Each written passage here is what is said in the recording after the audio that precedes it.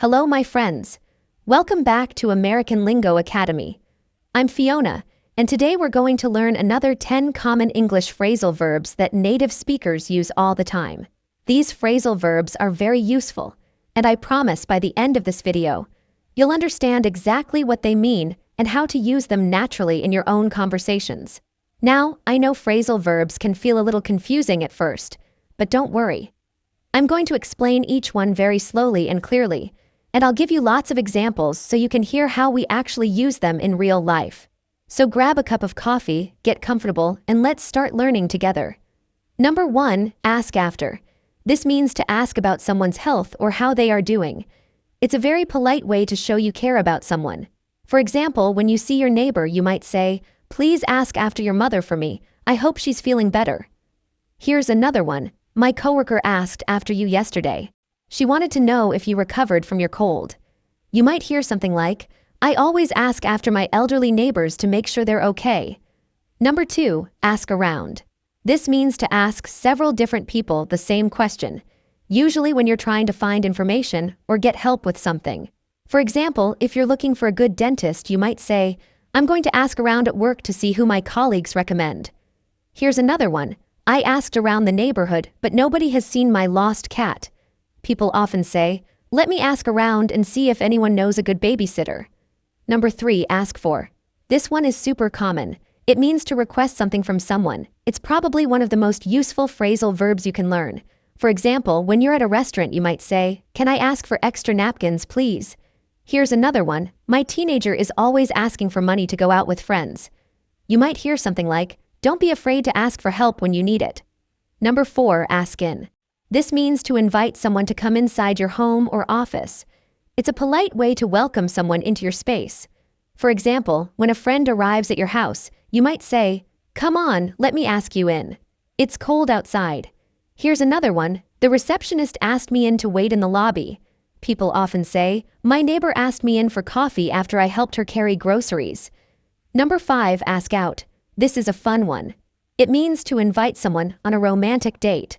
Young people use this phrasal verb a lot when they're talking about dating. For example, a nervous teenager might say, "I really want to ask Sarah out to the movies, but I'm too shy." Here's another one. My friend finally asked out his crush and she said yes. You might hear something like, "He's been wanting to ask her out for months." Before we continue with the rest of our phrasal verbs, I want to ask you for a small favor. If you're enjoying this lesson and finding it helpful, please give this video a thumbs up and subscribe to our channel. It really helps us create more content for you, and we appreciate your support so much. Now let's keep going with our lesson. Number 6, ask over. This means to invite someone to come to your home, usually for a meal or to spend time together. It's very similar to ask in, but ask over usually means for a longer visit. For example, you might say, "Why don't we ask the new neighbors over for dinner this weekend?" Here's another one. My mom asked my college roommate over for Thanksgiving dinner. People often say, "I love to ask friends over for movie nights." Number 7, ask round. Now this one is a little tricky because it's more common in British English, but you might still hear it sometimes. It means the same thing as ask over, which is to invite someone to your home. For example, we're asking some friends round for a barbecue this Saturday. Here's another one. My grandmother always asks the whole family round for Sunday lunch. You might hear something like, "Let's ask them round for tea sometime." Number 8, auction off.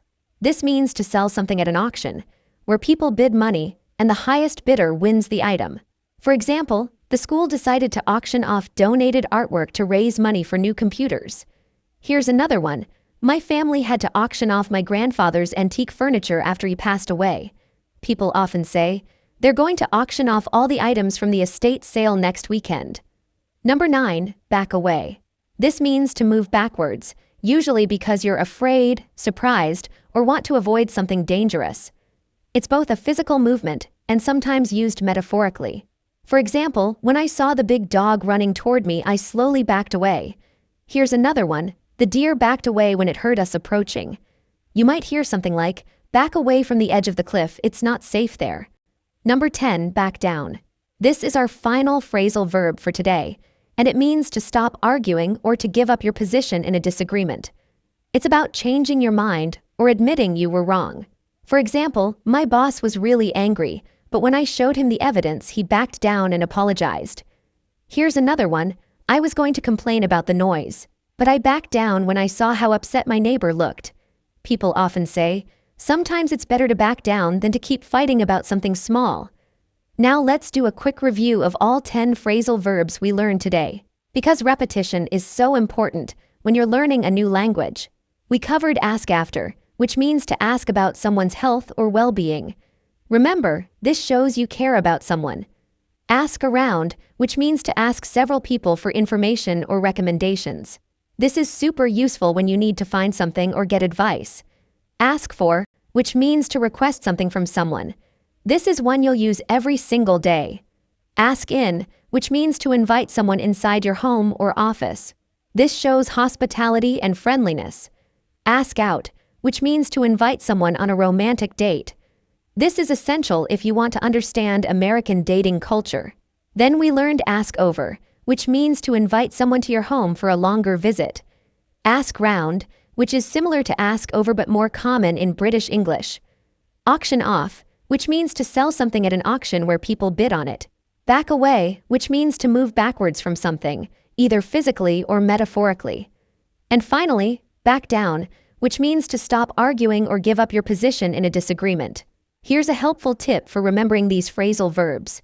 Try to group them by the main verb.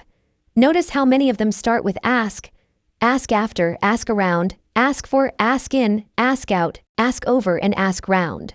They're all about different types of asking or inviting. Then we have back away and back down, which are both about moving away from something, either physically or emotionally. And auction off stands alone, but it's easy to remember because auctions are pretty unique events. The most important thing to remember is that phrasal verbs are everywhere in English conversation. Native speakers use them without even thinking about it. When you start using them naturally, your English will sound much more fluent and authentic. The more you practice listening to them and using them yourself, the more natural your English will sound. Don't worry if you don't remember all of them right away. Learning a language takes time, and that's perfectly normal. Here's what I want you to do this week. Choose just 2 or 3 of these phrasal verbs and try to use them in real conversations. Maybe ask after a friend's health when you see them, or ask around for recommendations about something you need.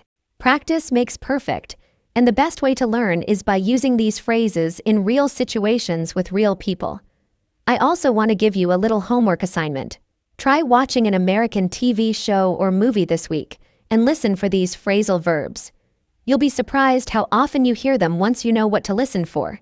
When you hear one, pause the video and think about what it means. This kind of active listening will really help improve your comprehension skills. Remember, making mistakes is part of learning.